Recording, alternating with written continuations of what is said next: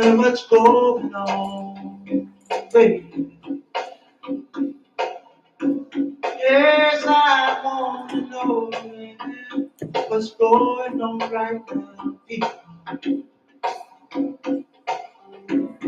Oh,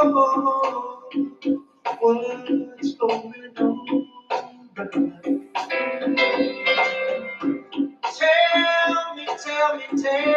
Tell me, yeah, what's going on?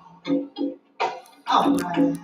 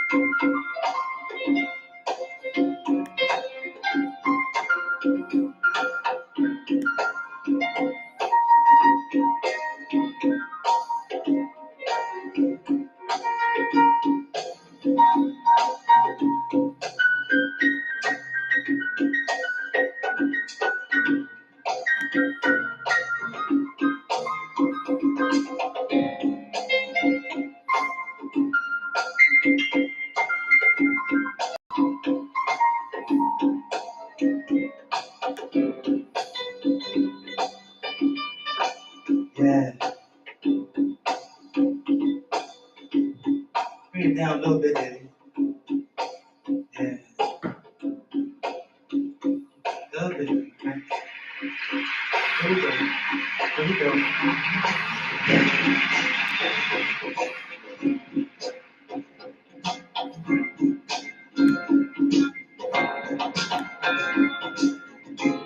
Hey, baby, what you know good?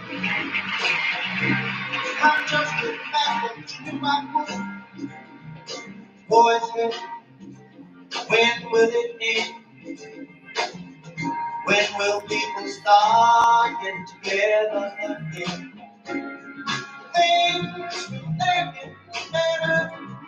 The news ain't working. What else is new, my friend? Besides what I read, can't find no work, can't find no job, my friend. Monday is tighter than it's ever been. Hey man, I just don't understand what's going on across this land. Ah, what's happening, brother? Hey, what's happening? I want to know, I want to know. Things still get down when we used to go with it. Some on the way not here. You think they have to check? Can't tell me, friend. How in the world have you been? Tell me what's up. I want to know what's in. Woo! What's the deal? What's the deal, man? What's happening? What's happening, brother?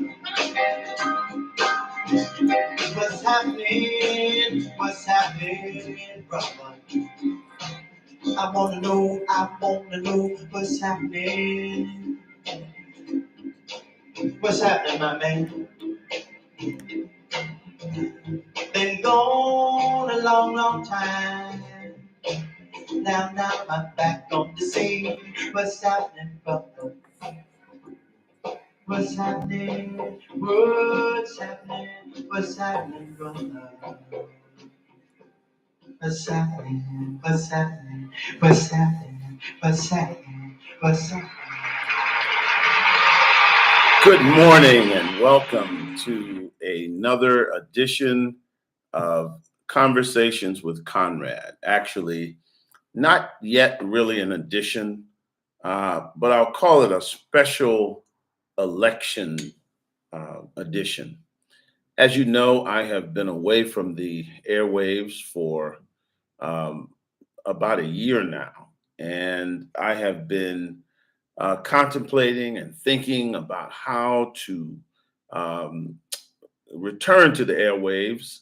Um, but I wanted to watch a lot uh, that has been taking place within the last year and a half with respect to the election. I wanted to observe, and I think now is the right time. And so I'm not sure what day Conversations with Conrad will return. I will keep you posted. I'm making this uh, video this morning because I'm deeply concerned about all that has been said and all that is taking place in the aftermath of last night's and yesterday's election. And I want to make sure that as an African American community, we are looking at some of these issues correctly. And I want to make sure that we have a perspective, as you know, a perspective that we don't often get in the African American community. Remember, our tagline here at Conversations with Conrad is not from the right, not from the left, but common sense from an African American perspective, because I believe that our success is rooted in our common sense. Our success is rooted in our ability to be adaptable, pardon me, and to think. Our ancestors were not snowflakes. Our ancestors were strong and they were intellectually agile and they were emotionally stoic and they were able to face challenges and difficulties and move on. Um, I know that many of you are disappointed this morning. I get it. I understand. Listen, I have a Black daughter who is a graduate of Howard University.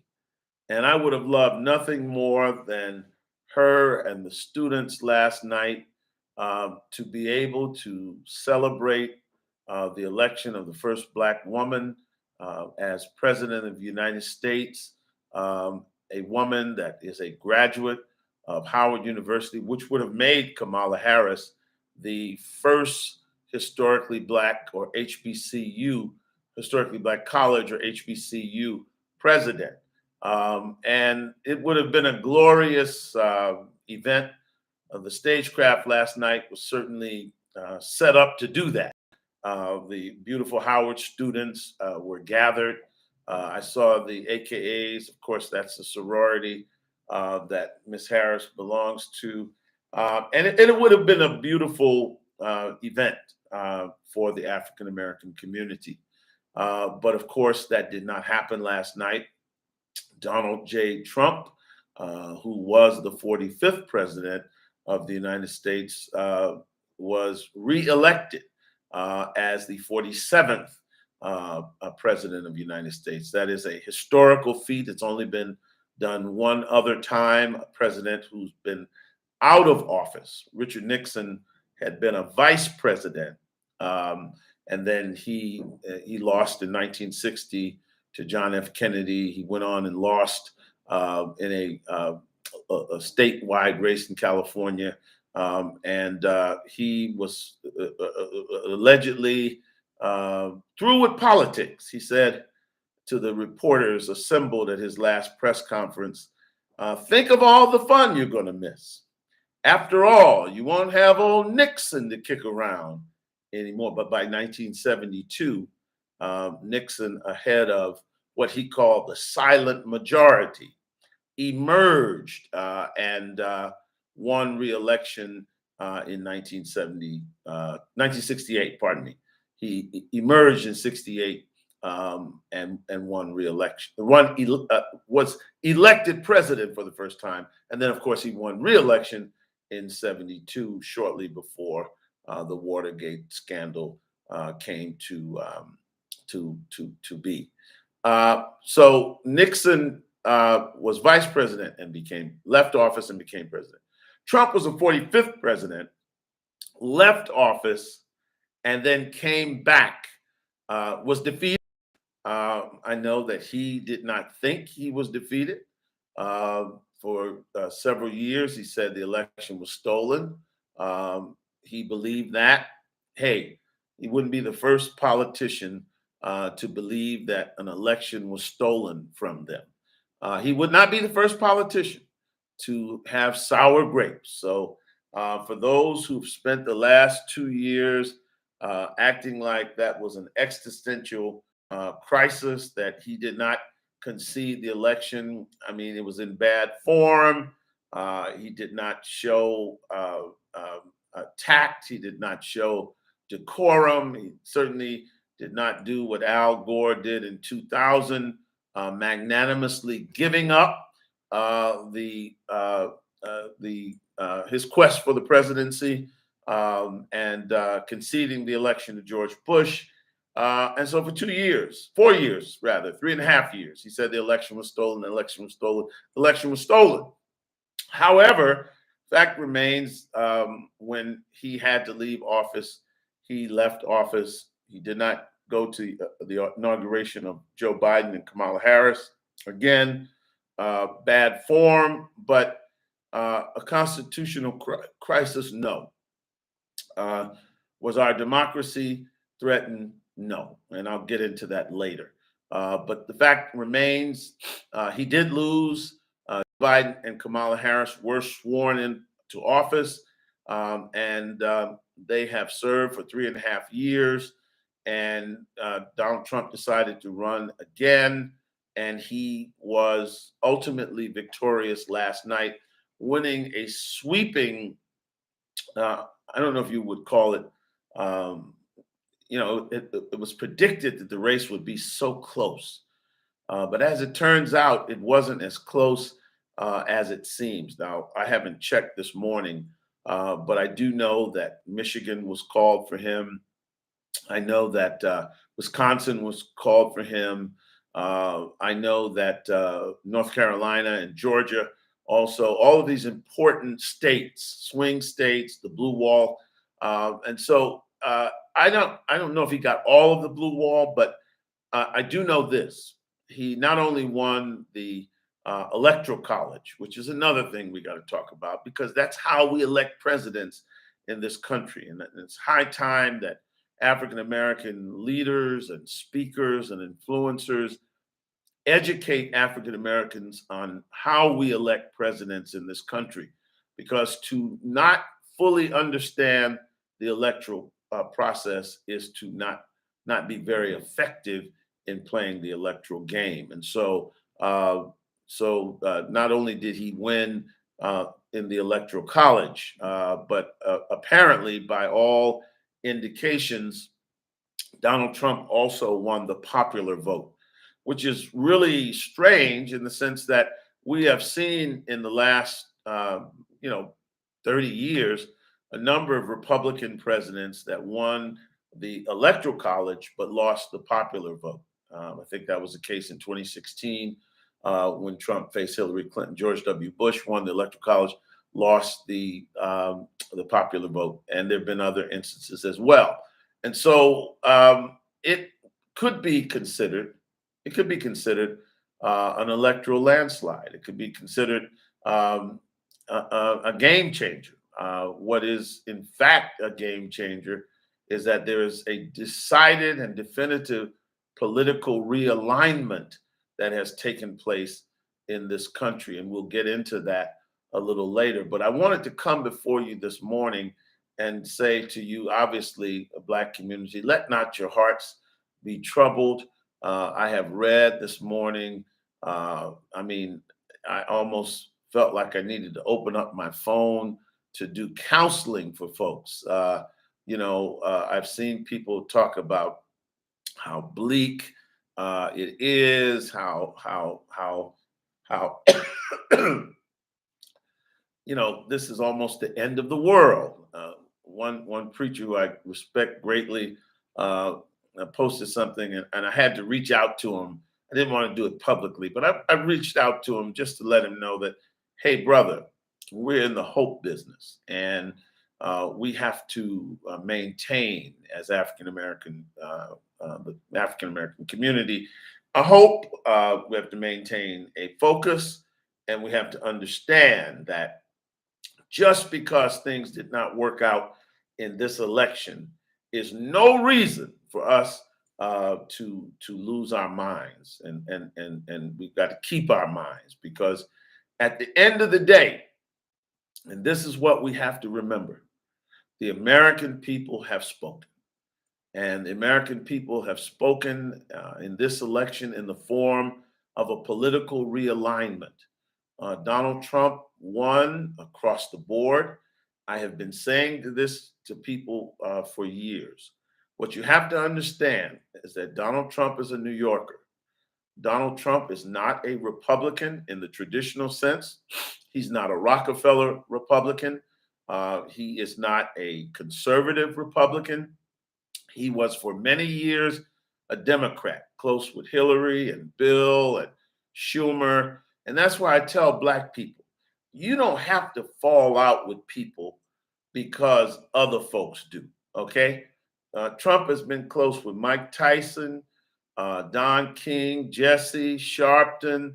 I mean, he there's a tape on YouTube where Reverend Jackson eloquently introduces Donald Trump in the 1990s and thanks him for his support of the Wall Street Project. But when Trump put on the red uniform and became a Republican, all of a sudden, the Black community transferred all of this latent, pent-up anger toward Republicans on Trump. And we've been trying to make him what he is not. And that is, he's not an ideologue. He's not a Reagan conservative.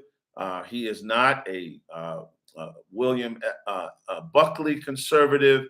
He's not a Pat Buchanan conservative. He's not a Jerry Falwell conservative. He, like Mike Bloomberg, ran as a Republican. He may have some Republican leanings when it comes to the free market, but he is not ideological. And because he's not ideological, he has created a sea change in the Republican Party. And for the first time in a very long time, the Republican Party won last night with a coalition of the unlikely, working class voters, okay? White working class voters, men and women. I don't have all of the statistics in front of me, as the election was just last night, and I'll be reporting that to you in days to come. But the point is, white men and Black and white women voted heavily for Trump. Then, of course, Latinos voted heavily. I think I heard a statistic that said he got around 45% of the Latin vote, and let me tell you something, that's very significant. George W. Bush, a Texan, in the 90s or early 2000s rather, got 30% of the Latin vote, and that was considered huge. And Trump surpassed that. And not only did he win, and he won Latinos broadly, okay? That's what you need to look at. Not only did he win in the South, not only did he win in the West, but he also won the Latino vote in many Northeastern communities. Namely, the one that's being talked about a lot is Hudson County. Now, if you know anything about Hudson County, that's where the city of Paterson, New Jersey is. Hudson County is Jersey City's in Hudson County. And there's a large Latino and Latin American community and African American community in Hudson County, and he won big there. In fact, he only lost the state of New Jersey by about 5 percentage points, which tells you that he was expanding the coalition. And then, of course, and I'm waiting on the final numbers to come out. I think it's going to be around 20% of the Black vote. And, I know that some of you think that's a bad thing, but let me tell you something. I do not. I think it's actually a good thing. In fact, I have been promoting for the last 10 years what I call a 70-30 plan. And that 70-30 plan says that Black people should, since we are in the Democratic Party, and we've got to look at these parties as entities we utilize. These are parties. We utilize them. We look at them in terms of how we can use them to get the greatest good. So since most Black people are in the Democratic Party, then we might as well stay there. I mean, if you're in Newark, New Jersey, if you're in Brooklyn or Queens, you might as well stay in the Democratic Party because you're in a democratic setting. You Blacks have achieved a great deal of local political power in our concentrated numbers in the Democratic Party, okay? But now, if you're in South Carolina, it would seem that it might make sense for you as an African American, some parts of Georgia, to be in the Republican Party. And if we keep 70% nationally in the Democratic Party, and then about 30% of us nationally farm out into the Republican Party, fold into the Republican Party, be at those meetings, be at those caucuses, be at those conversations, doing what? Always keeping the African American agenda right, front and center in that party. Then we would be operating more like other minority groups in this country. I don't know if you realize this, but the African American community is the only voting bloc that votes 90% for a particular party and thinks they're actually achieving something. I understand it when Barack Obama ran for president. He was the first African American president, and that made a lot of sense in that day because we had not seen what breaking that glass ceiling meant. But we've been there and done that. We've seen the limits of that. We've seen the positive benefits. Certainly, there were many, but we've also seen the limits. And so we have moved, and are moving, and should be moving away from identity politics. Because generally speaking, what happens is that Black people get excited. Since we're a very loyal constituent group, we end up putting people in office, and because we have no political imagination, sagacity, we have no adventurism, we're not politically curious, we're all sitting in one party bunched up. It makes both parties take a position that's not in our interest. The Democrats who we vote for say, hey, don't worry about Black people. They don't have anywhere to go. So let's figure out how we're going to get Jews. Let's figure out how we're going to get Latinos. Let's figure out how we're going to get women and gays and lesbians. But Blacks, don't worry about them because they're not going anywhere. We've got Black leaders that are going to keep them on the plantation. We got old Uncle Roland, and we've got old Uncle Van, and we got all these influencers, D.L. Hughley. And not only are they going to keep the people on the plantation, but Angela Rye, but they're going to beat them up if they dare to show any intellectual imagination, any intellectual curiosity, if they are entrepreneurs and business people, and the Republican program and platform on a lack of regulations in terms of business appeals to them. So what? It doesn't matter. They're Black. They're supposed to think like everybody else. And if we don't, we're going to shame them. We're going to disrespect them, dishonor them like we did Brother Jim Brown when he sat down with Trump. And then that'll help us keep groupthink. And that'll keep them all on the plantation. okay? And that's how we've been. And so that makes the Democrats say, we don't need to worry about them.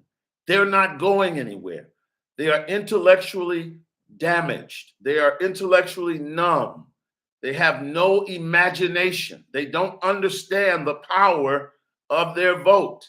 And so they're bunched up like a herd, following the scapegoat or the lead goat, to be bunched all up in a pen and proclaiming that they saved the world when they haven't saved anything but a party, and they certainly have not saved themselves.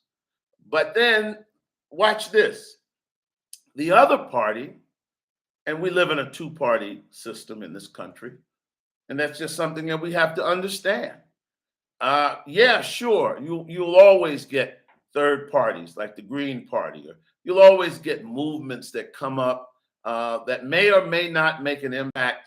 But at the end of the day, this political system revolves around two parties. And the second party is the Republican Party. Now, I'm not going to go into our history with the Republican Party, but let it suffice to say, at one time, we were all Republicans. Why? Because Lincoln freed the slaves, okay? And in fact, the Republican Party was founded in Wisconsin to fight against slavery, and the Democrat Party at that time was very much into slavery. And of course, you know that George Wallace, yes, the man that stood in the schoolhouse door, George Wallace that sent the troopers to beat blacks on the Edmund Pettus Bridge. You know he was a Democrat. You know Robert Byrd, Hillary Clinton's mentor, was a Democrat. You know that, okay? I don't need to get into that because that's in the past. But what it does is it says to the other party, we're not even, now the Democrats have already said we're not going to invest in them because they're not going anywhere. But it also makes the other party say, don't worry about them. It's not worth the investment.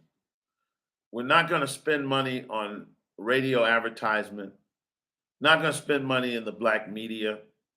We're not going to meet with black organizations. We're not going to go talk to the NAACP. We're not, and that's a shame that the NAACP has made itself so partisan that they don't not only make sure that every presidential candidate comes before them, but they afford them a certain respect in hearing what their plans are for African American people, okay? But when you vote 90% for one party, it discourages and disincentivizes the other party from making the investment or trying to court you. And what you want as a political constituency is to stand in that gap and have both parties willing to negotiate with you in order to give you what you need in order to advance your interest in America. But that doesn't work well for us because most of our leadership are in one party, and they go to extraordinary lengths to confuse, to dazzle, they use subterfuge.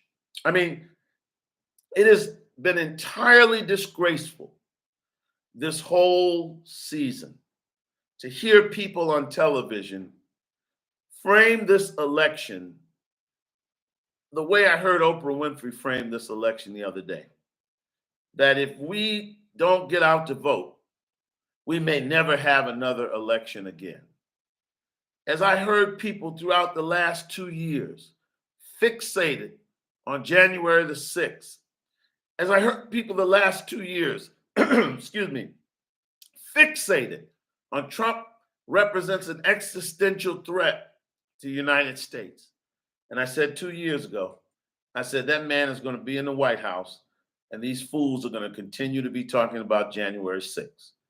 And what I'm trying to say to you, my brothers and sisters, is that nobody in this country that has ever, as a Black person, understood that when people are not respected, when they don't feel heard, Martin Luther King said, a riot is the voice of the unheard. And for those of us who understood in the 65 when Watts went up, 67 when Detroit and Newark, and 92 when LA went up in flames after Latasha Harkins and the Rodney King beating. For those in the African American community, over 100 cities burned when Dr. King was killed. Even after the George Floyd killing, people from our community, Freddie Gray, they rose up. And for us to fixate on January 6th, not understanding, hey, white folks get mad too. And when they don't feel heard, they're just like us. And the people that went too far, they got arrested, they're in jail. But at the end of the day, what I've been trying to help Black folks understand is that you can't stay fixated on January 6th. I said, this man is going to be reelected and back in the White House, and you're talking about January 6th, Trump is a Hitler, Trump is a fascist, Trump is an existential threat to the United States. And I feel like that kind of politics, the politics of fear, lying to Black people, thinking that the only way you can motivate them is to talk about racism. Only way you can get Black people, you can't get them through political education. You can't talk to them about the importance of participating in the voting process. You can't talk to them about how Fannie Lou Hamer, Jimmy Lee Jackson, and all of the 4 little Black girls in Birmingham, and Jim Reeb and Viola Louiso, and all of the Shandy Goodman and Schwerner, and countless others who died that were Black and who were never mentioned. You can't talk to them about Kwame Ture, Stokely Carmichael going to jail over 77 times in Alabama and Mississippi. You can't motivate them to vote through intellect. And so what you have to do is, this is how they think, is to make these tremendous pronouncements, these hyperbolic pronouncements. And that's the only way that you can get Black folks to vote. And they have tried that for 2 years. And what we found last night was that the Black turnout was not great. It was not significant in the places that it needed to be. Black people voted for Obama out of hope. And Black people fell for the hyperbolic language in 2020, and they turned out and they voted against Trump. Black women in the 90s, high 90s, mid 90s, Black men 87%. But this time it didn't work. And I'd like to talk to you for a minute about why it didn't work. You see, there are people on the television this morning. I heard Brother Sharpton say that we got a problem of misogyny and racism. And I love Brother Sharpton, but he is entirely wrong on that score. Because if you don't think that Joe Biden would have gotten the same thrashing and worse, as last I checked, he's an old white man, then you don't understand what's going on in America. And you see that MSNBC crowd, that Brother Sharpton's a part of that team, Joe Scarborough, Mika, and all of that crowd.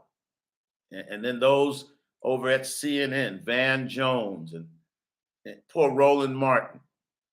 What they don't understand is that this election had nothing to do with Black men not wanting to support a Black woman. And I am going to talk about the former president of the United States, Barack Obama, and his insult. I held my peace to after the election because I didn't want to do anything to stop, anything to influence anyone to stop Kamala Harris's chance of being president.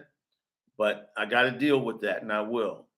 But my point is, this was not about that. And if Democrats leave last night's election results, believing that this is about misogyny or racism, then they really don't get it. This is about the Democratic Party becoming so excessively extreme. You know, I remember a time in the Black community when Reverend Jesse Jackson and all Black Democrats said abortion should be safe, it should be legal, and it should be rare.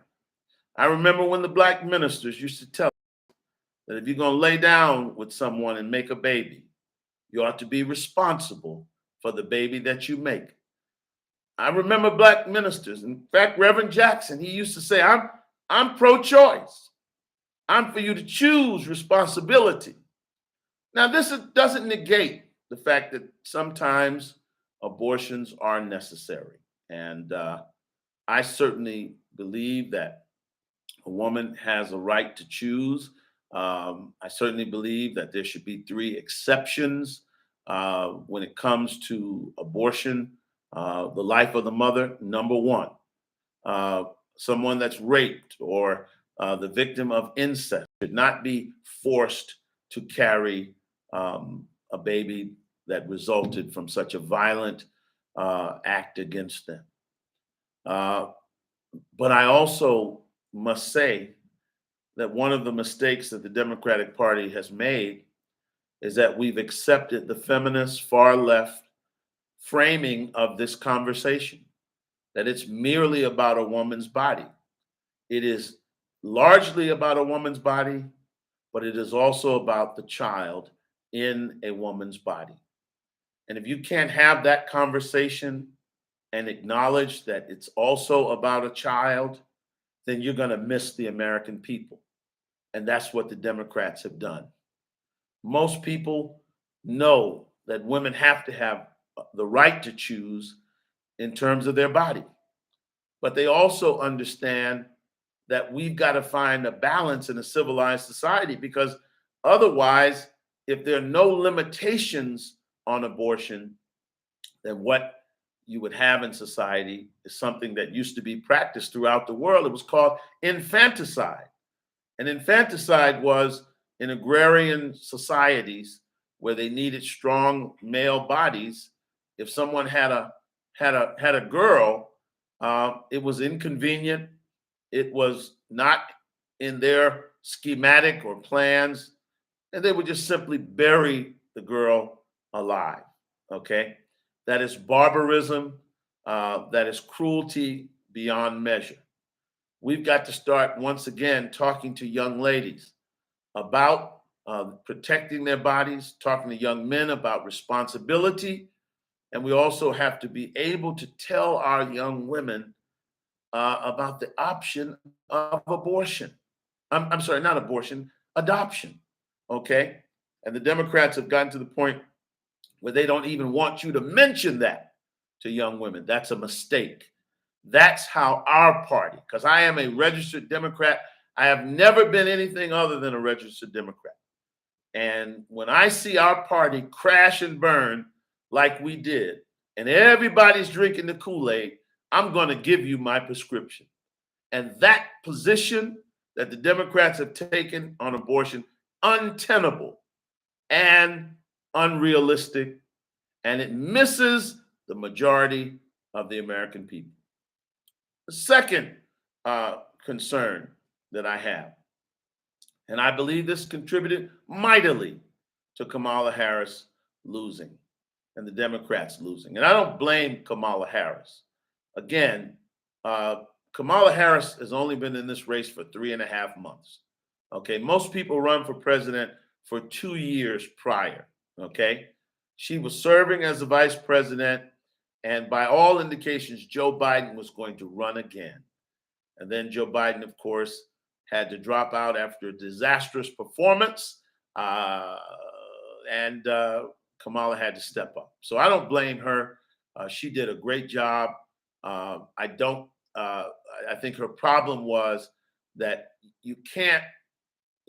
Joe Biden was forced out by the Democratic establishment because he was so underwater in terms of the American people believing that he had done a good job. People are not feeling good about the economy. They're not feeling good about their pocketbook.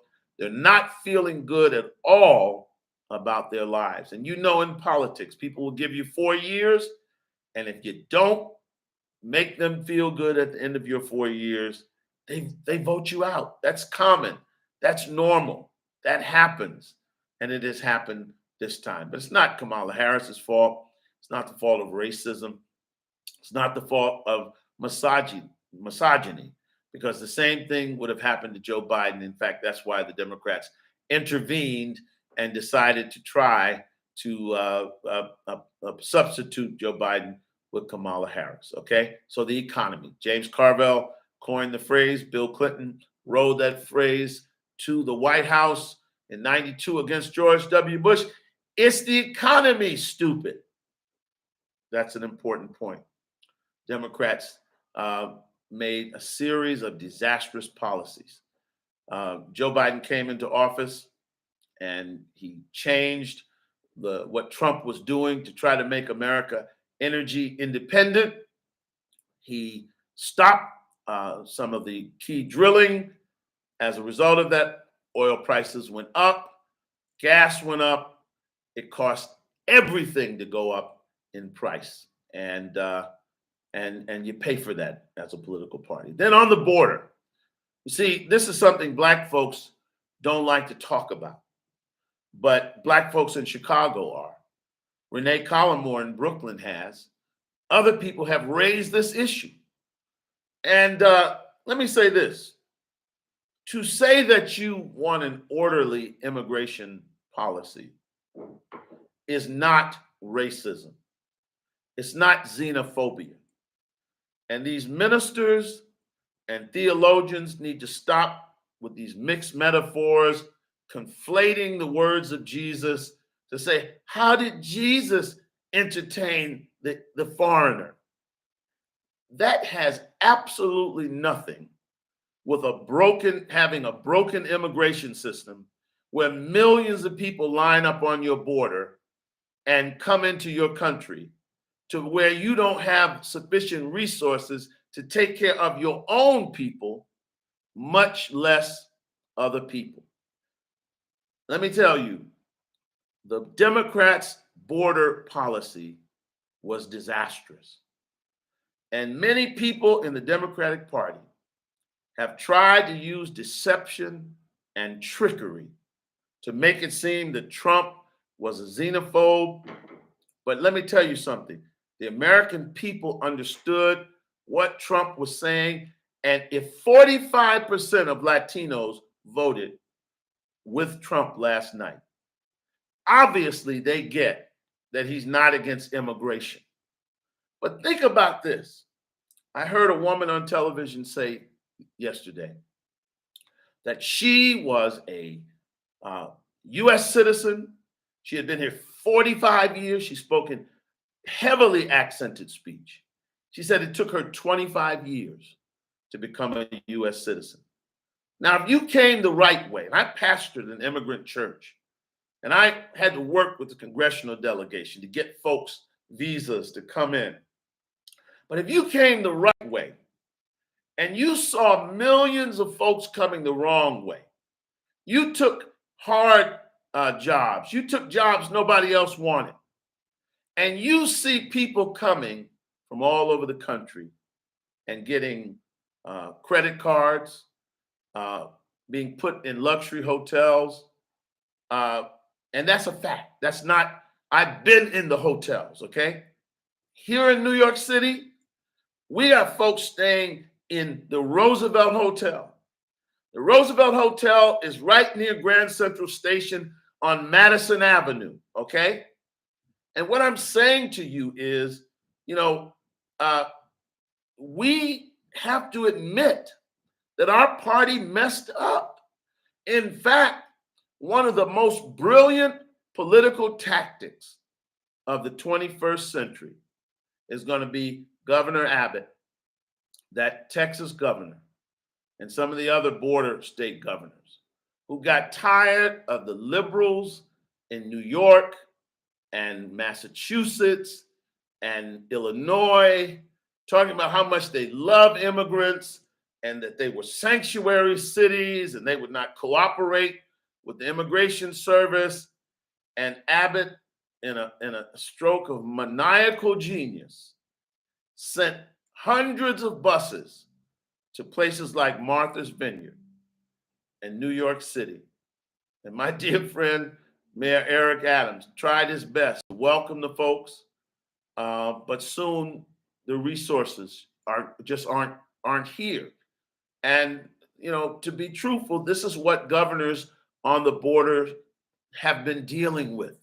We got that wrong.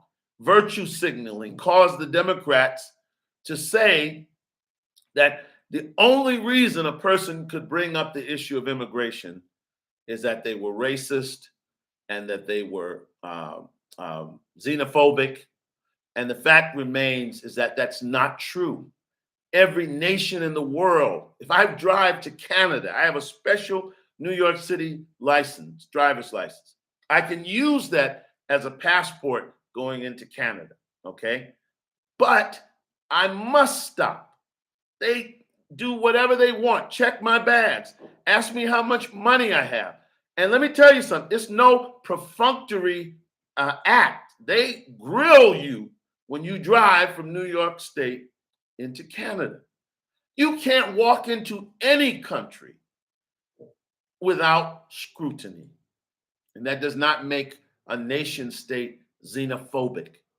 And it was irresponsible, short-sighted, and foolish for preachers to join that nonsense, to conflate theology with that, and to use the name of Jesus to obfuscate and give cover to politicians that merely wanted to differentiate themselves from Republicans on that issue and not serve the interest of the United States. And it caught up with the Democrats last night because people are tired. People are struggling in this country. And while they want to, this has always been a country of immigrants. In fact, the only people here who are not immigrants are African Americans. Immigrants wake up and say, I want to go to that great land. I want to go to that great land for opportunity. That's what the millions of people who are coming to this country are saying. That's a great country. I love what's going on there, and I want to be there. I'm going to get on a ship. I'm going to walk through the desert. I'm going to go from my country all the way down to Mexico. I want to get into that country. That's what Italians did. That's what Poles did. That's what Irish did. That's what Jews did. That's what Asians did. That's what they're doing right now. Africans, people from Senegal and other places. The only people that did not immigrate to this country are African American people, okay? We were brought here. And so that is a unique experience. But everyone else that's here, they wanted to be here. And they want to be here because it's a great country that has unprecedented opportunities. But the reality is we have a limited supply of resources. And we can't, it's not the obligation of the United States to just open up the border and take in the whole world. We have too many domestic problems. And for Democrats not to be able to say that, for that to be an improper, impolitic, or politically incorrect position, it explains why the Democrats went down in defeat last night. And then, of course, let's look at the social policies, okay? You know, I tell you, I love everybody. I truly do. I am a man that understands at 60 years old that God makes people in all sizes, shapes, colors, gives people all kinds of hearts, gives people all kinds of unique individual ways of expressing themselves. In fact, I believe the Bible when it says that we're all created in the imago Dei, the image and likeness of God, and that's everybody. There is no exception. God loves, and this is my theological understanding, this is my faith speaking, all right? I believe God loves everyone. But I also believe that it's entirely reasonable to say that we have brothers and sisters that are transgender, that experience gender dysphoria, um, and we have to work with them. We have to incorporate them into our society. It's a secular society.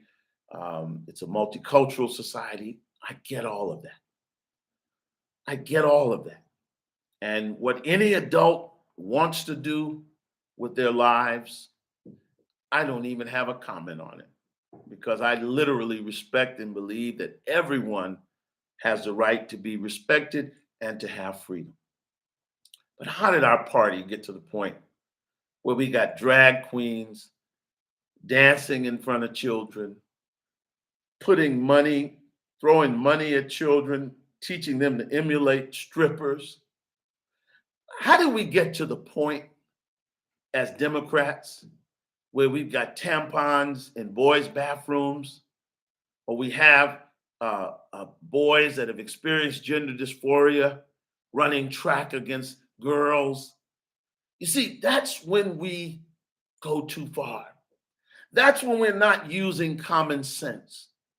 That's when we start using terms like gender affirming surgery to take a 10-year-old and say, this 10-year-old identifies as a different gender, and therefore we will start the process on this 10-year-old having gender surgery, or what we call gender affirming care. See, that's a cheap academic trick. That's an elitist trick that whatever I want, I will put a good name on it. I'll put a scientific name on it. I'll frame it in the affirmative. And my position is, really, Democratic leaders, you don't know what a woman is? You can't define that? You don't know what a boy is? You don't know what a girl is? You don't know that you shouldn't have that kind of surgery on a prepubescent child? You can't wait till a person's 18 years old. And you see, it's these extreme positions is why the Democratic Party lost last night. And let me tell you something. White people voted against this agenda. Black people voted against this agenda. Latinos voted against this agenda. Working class people, poor people, rich people, and a whole swath of folks who are now a part of a Republican coalition simply because the Democrats have gone to the extreme. We let a few extremists, quite frankly, socialists, postmodernists, that number one, do not appreciate America. They do not. I've criticized America for many years as a Black activist, as a minister, but I understand and I love America. I understand the framers of the Constitution and the great document they wrote. I understand that America is a capitalist country. I understand the importance of individual liberty and democracy. I understand our political system. But we've got people that are in office that are Democrat in name only. and what they aspire to and what they're working hard every day to do is to create a socialist country. And they have taken over our party along with the postmodernists. And some of you don't understand, and I'm almost finished. But postmodernism is simply an ideology that is impacting our young people through the internet. It's impacting our young people because it's gained cachet with the influencers, the academics, and the politicians. And the basis of postmodernism is that whereas modernism promoted the concept of rationality, science, objective truth, postmodernist says there is no objective truth. And that's why young Black people today can say their lives are harder than any Black people ever in the history of the world. I've got more problems than my great, great, great, great, great, great grandfather on the plantation. And postmodernism is why there are so many young people today that will look at you with a straight face and say, I'm a girl, when they clearly are a boy. And that has taken over the Democratic Party. And the American people, quite honestly, are tired of it. Parents are tired of teachers who think they have the right to call their child by the name of an opposite gender and tell the child, if you don't want me to tell your parents, I won't. See, that's where the Democratic Party is. And that's why last night, so many people who are traditional Democrats walked away from the party and joined this new coalition, this new political alignment. And they listened to and believed that Donald Trump would give them a better deal. And I want to close by saying, I don't know if that's true or not. Wall Street Journal did a great editorial a couple of days ago, and it talked about how Trump, after all that he's been through, all that he has, all negative that he's faced, they called him a tremendously flawed candidate, really called him unfit.